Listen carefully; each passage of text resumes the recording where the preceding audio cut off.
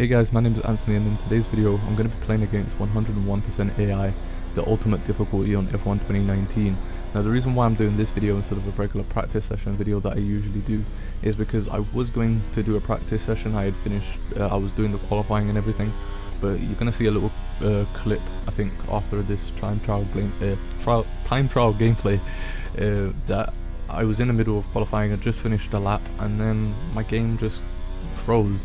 My wheel was spasming out, and then the Xbox just turned itself off. So I thought, instead of trying to do this video, because I've been trying to record it for the past week and it's just bad thing after bad thing end up happening, I just decided to do this, and finally I was able to, record on Spain, because for some reason every time I record on Spain something different would happen.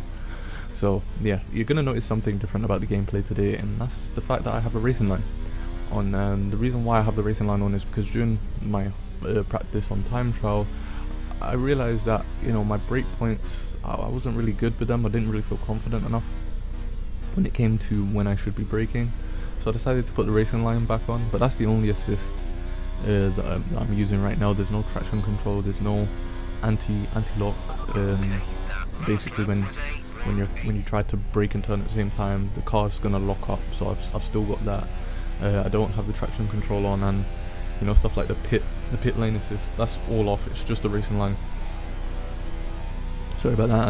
And it's just in the corners. It's just so that I can be a little bit more confident when it comes to the braking zones and when to actually apply pressure to the throttle, because I was losing a lot of time, evidently from the fact that yesterday when I was doing some off camera practice, I ended up gaining nearly about a second each and every track that I played on, just from using the racing line and just using that as a reference for when I should be braking. And you just seen the clip play just now where the game just froze in the middle of qualifying. So because I had so much troubles with that, I just decided to do this.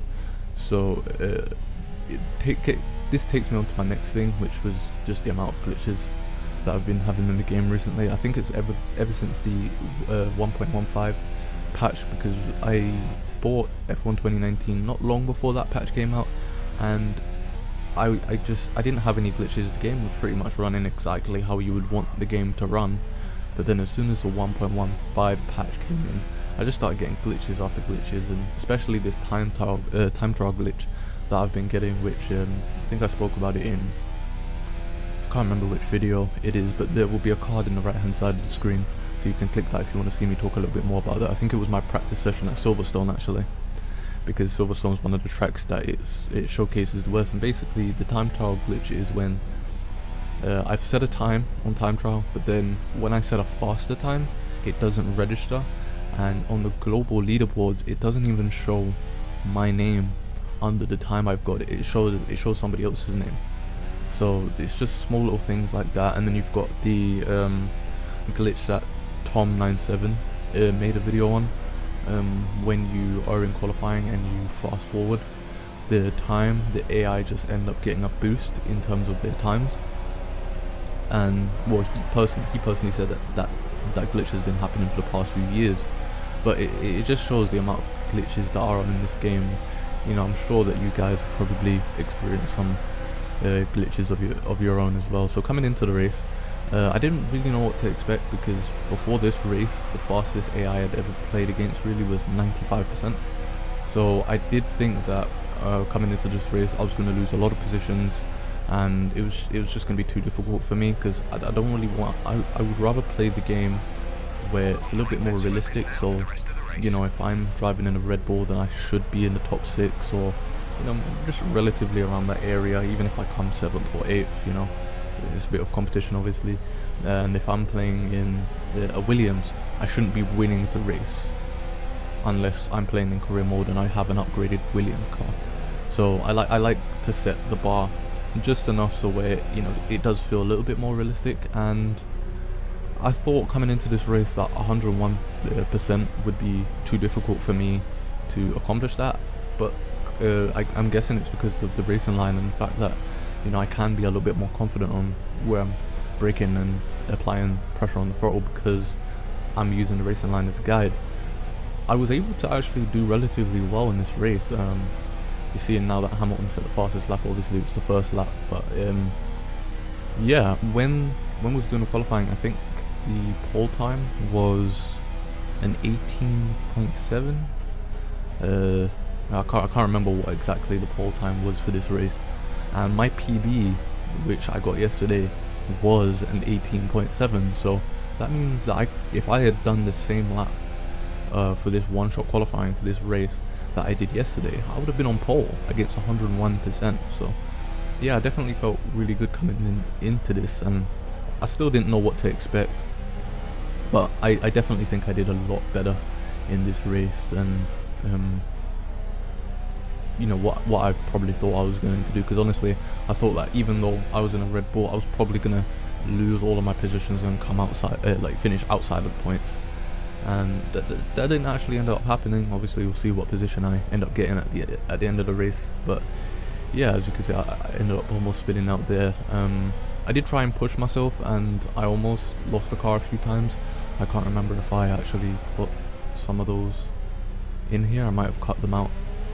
I generally can't remember, but yeah, I almost ended up spinning out a few times because I was just trying to push as hard as I could, to be honest. And even then, you can see I was losing a lot of time on Albon and everybody who was ahead. So yeah, other than that, I've not really got much else to say in terms of the race. I feel as if I did a lot better than I thought I was going to. I feel that's something about me that I tend to do. I tend to underestimate what I can actually do, and even though I'm using a racing line, I still feel that you know, I'm doing a lot better than I thought I was going to. So I do tend to do that, and hopefully before I join some leagues out there, because I do want to get into league racing, there are leagues that don't allow the racing line, so I'm gonna have to eventually come back off the racing line. But for now, I'm not planning on joining any leagues, so I don't feel as if there's really any need for me to take it off right now, especially since I'm still technically a new player compared to most of the people that I watch personally, because most of the people that I've watched, you know, they've been playing since, you know, F1 2011, and that's years of experience for them to be able to, you know, play without the racing line, whereas me, I've literally only been playing for like 4 or 5 months. So yeah, other than that, my next video, it's going to be an online one. I finally managed to get an online session going, and even though I wanted to do the whole style of commentary where for the online videos where I'm live, I decided for this next one that I'm not going to do that, because I've been watching, I forgot his name, I think it's I Suck at Driving. He does videos on like just a bunch of different racing games, whether it's Forza or Need for Speed or whatever, and I really like those style of videos where he doesn't do any commentaries or anything like that, but you know, it's still a joyful video to watch. So I decided not to make a commentary for that. There is going to be an intro for it, but it's not a full commentary. So if those are your style of videos where you just like to watch people playing instead of hearing my voice, then yeah, definitely watch out for Saturday's video, because you know, I'm barely going to be speaking, so you get to see that. And yeah, other than that, I've not really got much else to say, so I'm going to end up leaving it here and let you guys watch the last half of this lap. So if you like the video, hit the like button and subscribe. Make sure to hit the notification bell so that you can get notified by any videos that I publish in the future, and follow me on all my social medias if you want to get more updates about the video. So yeah, peace.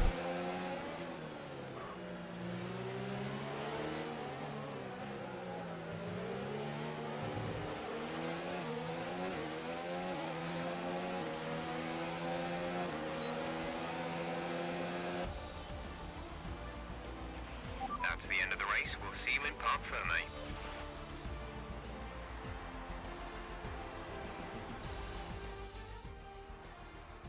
That's it for another Grand Prix and a fantastic win for Mercedes. Talk to me, Ants. What was it that set them apart from the competition today? Well, I honestly feel it was down to the driver and car today. I mean, we can talk driver skill all day, but if you don't have a solid team to back that, you're never going to get anywhere. When you hit that sweet spot of having both an excellent driver and an incredible car, that's when you see results like those we witnessed today. So after a magnificent race, we can now see the drivers making their way to the podium. Once again, it's the Silver Arrows who take top spot, a well-earned victory for Mercedes.